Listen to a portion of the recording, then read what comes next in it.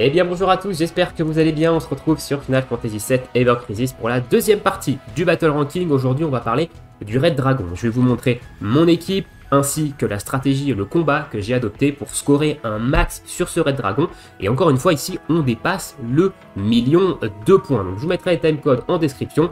Écoutez, sur ce c'est parti, direction événement Battle Ranking. On est actuellement top 23, on a même perdu une place. Je crois que par rapport à ma vidéo du Mall Crawler où j'étais top 22, mais on est largement dans le top 50 et encore très largement dans le top 100, donc ça reste quand même plutôt cool. Allez, ce Red Dragon, comment ça se passe? Voici l'équipe que j'ai alignée contre lui. Avant de parler un peu plus en détail de l'équipe et avant de vous montrer un petit peu la stratégie et le combat, cette stratégie, elle m'a été très fortement inspirée par la vidéo d'une autre personne de la communauté, c'est Jani. Donc je vous mettrai sa chaîne en description, n'hésitez pas à aller faire un tour parce qu'il fait énormément de contenu sur les différents combats du jeu avec différentes équipes et il y a beaucoup de ces vidéos qui m'ont également aidé à passer certains contenus, donc n'hésitez pas à aller y jeter un tour. Merci à lui en tout cas pour son travail. Et donc du coup on va parler de cette fameuse équipe. Zack, Sephiroth, Aeris. Pour moi, Zack, c'est le meilleur sub DPS que vous pouvez avoir sur ce combat. Si vous n'utilisez pas la dernière version de Yuffie avec la magique de glace, il va falloir taper magique de glace. Si vous voulez vraiment scorer, oubliez la version physique. Si vous prenez la version physique, il va falloir enlever en fait des bonus de points que vous allez mettre dans les Battle Effects parce qu'il y a un malus de P-Attack dedans. Donc si vous voulez jouer en physique, vous n'allez clairement pas scorer autant que en magique. Donc vraiment jouer magique. Ici Sephiroth c'est le king de DPS magique de glace. Maintenant Yuffie est au-dessus de lui globalement, mais si vous n'invoquez pas sur Yuffie, Sephiroth c'est peut-être la meilleure chose que vous pouvez avoir en DPS magique de glace dans votre box. Et du coup Zack pour moi c'est le meilleur soutien à Sephiroth dans ce combat parce qu'il a une arme qui débuffe la résistance à la glace, la pressure Reach qui va jusqu'à -3 même si vous ne l'avez que 5 étoiles. Donc ça c'est très intéressant. Si vous l'avez OB6 ici, elle va à -3 direct. Mais si vous l'avez que 5, vous avez quand même un max pot de height. Donc ça vous permet quand même d'aller jusqu'à -3 de résistance à la glace. Et il a une autre arme qui permet de baisser la défense magique. Pardon, la Arc Sword. Donc du coup, il a baisse de résistance magique, baisse de défense magique, de résistance à la glace et baisse de défense magique. Donc il a les deux debuffs qu'il faut avoir pour maximiser en fait les dégâts de Sephiroth et du coup permettre de tuer le dragon assez rapidement pour scorer assez vite. Pour moi Zack c'est vraiment une excellente option pour ce combat. Je rajoute sur lui du poison. Et oui c'est vrai que c'est quelque chose dont on ne pense pas souvent, mais le Red Dragon il n'est pas immunisé au poison. Et le poison mine de rien, et bah ça fait quand même ses petits dégâts. Ici le poison ça va tiquer à environ 58 000 toutes les 3-4 secondes. Si vous avez un DPS qui est un petit peu léger, et bah le fait de poser du poison, ça peut vous aider en fait à descendre le boss beaucoup plus rapidement. Alors le poison ça reste RNG, vous n'avez que 40% de le poser avec la matéria bio, mais ça rajoute du DPS, donc ça peut être une très bonne option ici. La nouvelle invocation, le Icy Judgment de Shiva Ramu qui va taper glace physique et magique et qui va augmenter les dégâts de glace de votre équipe. Alors globalement, vous allez voir, j'utilise Aeris pour booster les dégâts de glace, donc cette invocation c'est vraiment juste pour taper glace, mais je me demande même si une limite de Zack ferait pas plus de dégâts. Donc j'ai pas testé, mais je me demande si elle ferait pas plus de dégâts, donc je pense qu'elle est pas mandatory cette invocation. Et au niveau des subs, on a des items qui augmentent la M-Attack All, parce qu'ici on va vouloir vraiment booster l'attaque magique de Sephiroth, et un petit peu de buff-debuff extension avec le Windslash. Parce que oui, il met quand même 2 debuffs, la résistance à la glace et la défense magique. Si ça peut durer plus longtemps, ça reste quand même mieux. Voilà, donc voilà un petit peu pour le Zack, pour le build. Si vous avez son costume d'ailleurs qui augmente le buff debuff extension, mettez-le. Il est sûrement meilleur que le Holiday Suit. Voilà, moi je ne l'ai pas, je n'ai que le Holiday Suit sur lui, mais mettez-le sur lui. On passe maintenant à Sephiroth. Donc Sephiroth c'est le gros DPS de l'équipe, donc Edgewing en arme principale qui tape magique de glace, son costume arcade donc de glace. En deuxième arme, mettez-lui l'arme qui vous donne le plus de M-Attack possible. Voilà, donc moi c'est celle-ci, c'est la Shinra Blade modèle I. modèle L peut-être plutôt, qui me donne le plus de M attaque, donc on monte à 8000, un peu plus de 8100 de M attaque. Son arme ultime, si vous l'avez, évidemment, mettez-la, hein, ça c'est sûr et certain. Shiva, c'est quasiment obligatoire ici sur Sephiroth, moi elle est niveau 10, mettez la Shiva que vous avez. Les Materia, c'est du full, c'est là que pour les statistiques. Et au niveau des subs, je suis parti sur Electrocanon pour l'attaque magique et la puissance magique.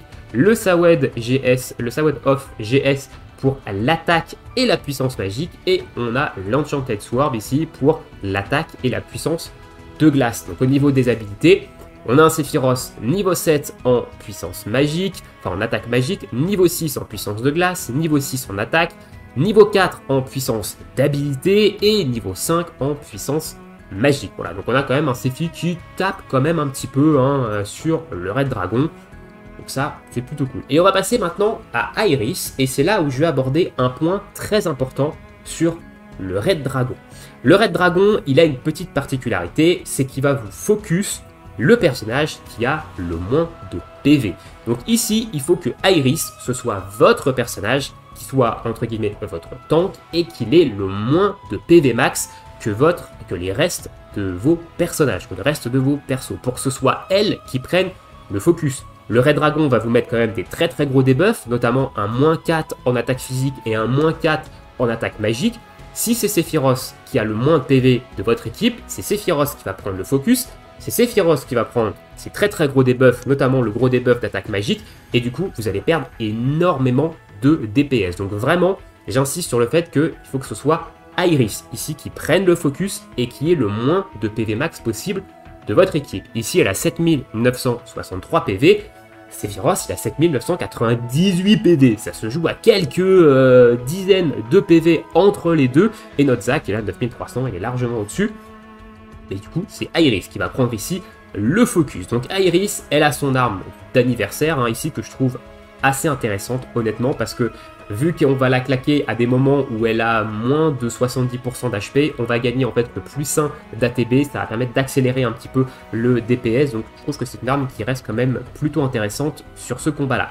La Citric Wand, ici, donc Citric Wand, arme incroyable sur ce fight, parce que vous allez pouvoir augmenter l'attaque magique et le dégât de glace de votre Sephi, donc ça va permettre à Sephi d'être vraiment overboost, que ce soit au niveau des buffs ou que ce soit au niveau des malus sur le boss, il va être vraiment au maximum de ce qu'il va pouvoir coller en fonction de ses statistiques. Son arme ultime, je la trouve très intéressante ici, si vous n'avez pas de quoi monter plus haut en défense magique et en résistance au feu.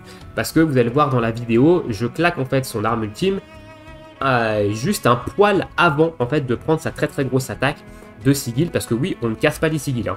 Je ne l'ai pas dit, mais on ne casse aucun sigil hein, dans ce combat, c'est vraiment full DPS, et bah, en fait cette arme ultime, elle me sauve la vie, et elle permet à mon Iris de tanker. Donc 248 de MDF, hein, si vous pouvez avoir plus, mettez-lui plus. Au niveau de la résistance au feu, je suis sur un niveau 5, si vous avez plus, mettez-lui plus. Il faut vraiment qu'elle encaisse en fait cette première grosse attaque, et qu'elle ne meure pas. Surtout, c'est très important du fait qu'elle ne meure pas du tout, hein. Voilà, il faut pas qu'elle meure, il faut qu'elle puisse survivre tout le long du combat. Une petite matéria bio ici, on sait jamais si on a un créneau, que le poison est pas, on peut tenter de remettre le poison, je crois que je le fais pas dans la vidéo, mais ça m'est déjà arrivé sur des runs de le faire. Et au niveau des sub-équipes, on a ici la Northrend Light qui va donner de la MDF et de la Fire Resist, deux stats incroyablement intéressante sur elle actuellement, du moins dans l'optique qu'on veut faire de Iris. Le Shiva Canon qui est une arme free-to-play qui donne de la Fire Resist, beaucoup de Fire Resist et de l'attaque. On pourrait peut-être mettre une autre arme, j'ai pas regardé un petit peu si j'avais mieux. Et ici le Micro Laser qui est également une très bonne arme pour du heal, parce qu'il va falloir quand même qu'elle soigne, donc il faut qu'elle ait un petit peu de heal, et également du boost de Fire Resist. Voilà un petit peu sur Iris, comment en faire vraiment un tank. Donc voilà un petit peu pour l'équipe que j'ai alignée. Au niveau des battle effects, c'est pas compliqué, c'est le max. Niveau 200, vous mettez au maximum. Si vous n'avez pas assez de DPS, vous mettez tout au max et vous jonglez seulement avec les PV. Commencez avec 2000%, voyez un petit peu ce que ça donne. Tentez avec 6000, si vraiment 6000% vous voyez que c'est cool, passez à 12000%. Voilà, mais si vous voulez vraiment maxer, il va falloir y aller en niveau 200 sur ce Red Dragon. Et si vous voulez y aller en P-Attaque, il va falloir enlever ça. Voilà. Ici, vous enlevez quand même 12 points et vous perdez 60% de bonus score. Donc vous n'allez quand même pas scorer autant qu'avec de l'attaque magique. Voilà un petit peu pour la composition de mon équipe, la stratégie notamment, le petit tip sur le fait que le Red Dragon focus le personnage qui a le moins de vie max. Et sur ce, écoutez, c'est parti, on va regarder la petite vidéo du combat. C'est parti, let's go. Alors, on commence direct, ici, je me place sur Iris et je tente de faire un bio. Voilà, donc le bio passe, je débuff avec Zac derrière, donc je débuff l'attaque magique. Sephiroth, il fait sa vie, il tape glace, hein, ici. Ensuite, avec Iris, j'ai buffé Sephiroth en attaque magique et en attaque de glace, surtout. Et après, eh ben, je vais tranquillement rester sur elle. Donc là, je refais encore un buff. Avec Zac, lui, il va faire son attaque de pressurise. Donc là, on est à moins 3 d'attaque magique, moins 3 de défense magique, moins 3 de résistance à la glace. On booste Sephi avec son arme ultime. Comme ça, il est à plus 4 en attaque magique, à plus 3 en dégâts de glace. Donc ça reste très fort. Ici, je soigne avec Iris. Et direct après, je claque son arme ultime et je passe en posture def. Voilà. Donc là, je suis full life, je suis posture def. Et je suis capable en fait d'encaisser ici cette attaque. Voilà. Donc j'attaque, elle survit à 1016 HP. Ici. On repasse en posture d'attaque et on est reparti pour le combat. Donc on redescend la défense magique, on burst avec Sephi, donc il est quasiment à la moitié de la vie. On soigne avec Iris, vu qu'elle est à moins de 70% d'HP, j'ai eu le plus 1 d'ATB ici, donc ça permet d'accélérer un petit peu le DPS. On va rebuff Sephi ici avec les dégâts de glace. Donc sur cette attaque, je passe en posture def 1. En def, c'est pour encaisser un peu moins de dégâts, mais globalement, on peut rester en posture d'attaque. Elle fait pas beaucoup de dégâts, cette attaque. Quoique, j'ai quand même pris 1500 en posture def, donc je suis passé en posture def. On va re-heal ici avec Iris, et derrière, on va tenter de reposer d'ailleurs le bio qui est passé avec, avec Zac. Ici, il va falloir remettre le debuff de résistance à la glace. Donc Sephi tape toujours, il fait toujours sa petite vie. On a les limites qui sont chargées, on attend un petit peu, donc on rebuff Sephi en attaque magique et en attaque physique. On va attendre d'avoir la baisse de défense magique. Voilà, on a moins 3 en défense magique, moins 3 en résistance à la glace et on balance toutes les limites d'un coup.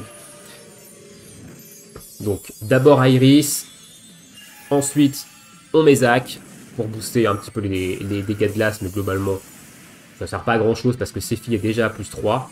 Et on balance évidemment le gros Diamond Dust de Sephi, 370 000. Et là, on va gentiment terminer le Red Dragon. Hop, et voilà, avec une petite tarte de Sephiroth.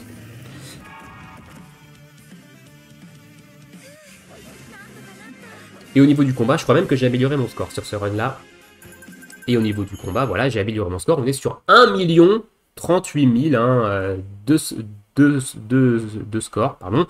Et voilà. Donc voilà un petit peu pour le combat sur ce Red Dragon. Quels sont les petits tips pour builder un petit peu votre équipe et comment j'ai managé un petit peu le combat, le petit tip du poison, le petit tips également du fait qu'il focus votre personnage avec le moins de PV max, donc faites de votre petite Iris un bon petit tank, bien tanky, et écoutez, j'espère qu'elle vous aura aidé cette petite vidéo pour pouvoir améliorer votre score. N'hésitez pas encore une fois à faire un tour sur la chaîne de Jani si vous avez des difficultés sur d'autres combats du jeu. Il a très certainement fait une, voire plusieurs vidéos avec différentes compositions pour ce combat-là, donc ça peut sûrement vous aider à le passer. Je vous laisse ici, je vous souhaite tous une très bonne journée, une très bonne soirée, bon jeu et à bientôt. Ciao, ciao.